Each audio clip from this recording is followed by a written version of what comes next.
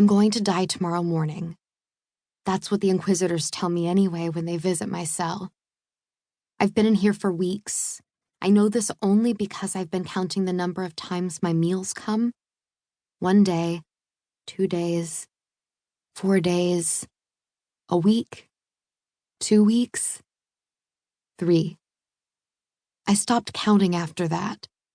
The hours run together, an endless train of nothingness, filled with different slants of light and the shiver of cold, wet stone, the pieces of my sanity, the disjointed whispers of my thoughts. But tomorrow, my time ends. They're going to burn me at the stake in the central market square for all to see. The Inquisitors tell me a crowd has already begun to gather outside. I sit straight the way I was always taught. My shoulders don't touch the wall. It takes me a while to realize that I'm rocking back and forth, perhaps to stay sane, perhaps just to keep warm. I hum an old lullaby too, one my mother used to sing to me when I was very little. I do my best to imitate her voice, a sweet and delicate sound, but my notes come out cracked and hoarse, nothing like what I remember. I stop trying. It's so damp down here.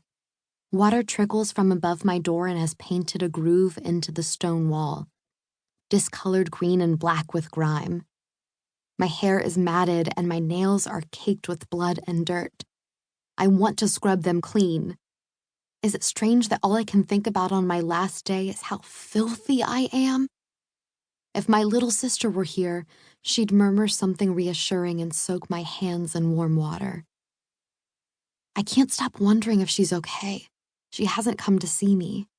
I lower my head into my hands. How did I end up like this? But I know how, of course. It's because I am a murderer. It happened several weeks earlier on a stormy night at my father's villa. I couldn't sleep. Rain fell and lightning reflected off the window of my bedchamber. But even the storm couldn't drown out the conversation from downstairs. My father and his guest were talking about me, of course. My father's late-night conversations were always about me. I was the talk of my family's Eastern Dahlia district. Adelina Amouteru, they all said. Oh, she's one of those who survived the fever a decade ago. Poor thing. Her father will have a hard time marrying her off. No one meant because I wasn't beautiful. I'm not being arrogant, only honest.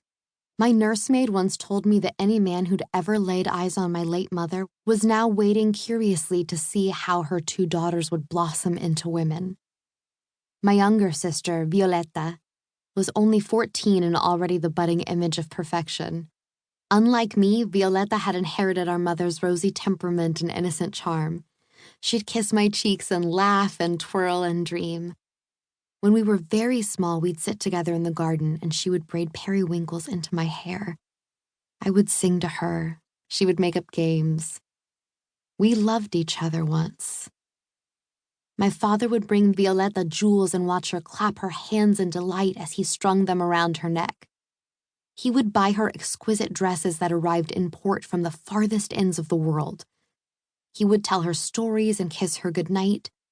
He would remind her how beautiful she was, how far she would raise our family standing with a good marriage, how she could attract princes and kings if she desired.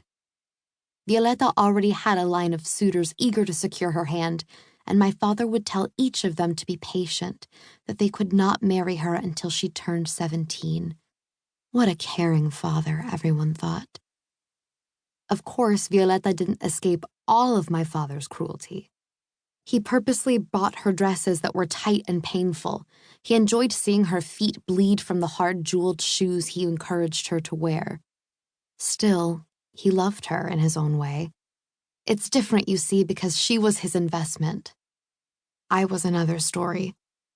Unlike my sister, blessed with shining black hair to complement her dark eyes and rich olive skin, I am flawed.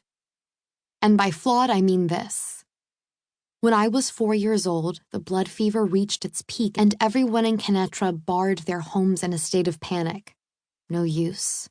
My mother, sister, and I all came down with the fever. You could always tell who was infected.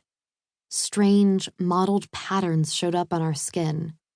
Our hair and lashes flitted from one color to another, and pink blood-tinged tears ran from our eyes. I still remember the smell of sickness in our house, the burn of brandy on my lips. My left eye became so swollen that a doctor had to remove it. He did it with a red-hot knife and a pair of burning tongs. So yes, you could say I'm flawed. Marked. A malfetto.